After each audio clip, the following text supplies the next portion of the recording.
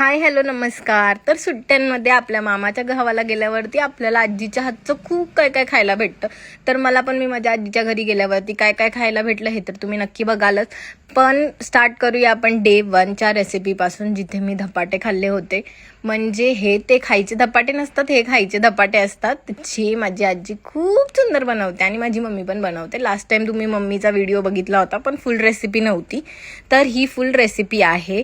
आपल्याला धपाट्याचं पीठ घ्यायचं आहे, त्याच्यामध्ये कांदा, आलं, लसूण, मिरचीची पेस्ट, परत खूप सारं पाणी, खूप सारं कोथिंबीर टाकायची आहे आणि घट्ट असं पीठ मळून घ्यायचं आहे। त्याच्यानंतर पिठाचा एक गोळा घ्यायचा आहे आणि टेरिकॉटचा कपडा आपल्या पळपुटावरती टाकून घ्यायचा आहे आणि त्याच्यानंतर आपल्याला हे असं गोल गोल गोल गोल हाताने थापून घ्यायचं आहे, थोडासा पाण्याचा हात लावून।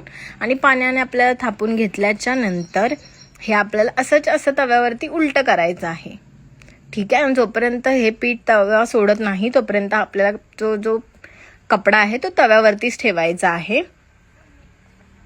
आणि त्याच्यानंतर मस्त असं हे गोलगोल थापून घ्या आणि दह्यासोबत खा आणि एन्जॉय करा। आणि व्हिडिओ आवडली असेल तर मला कमेंट करा।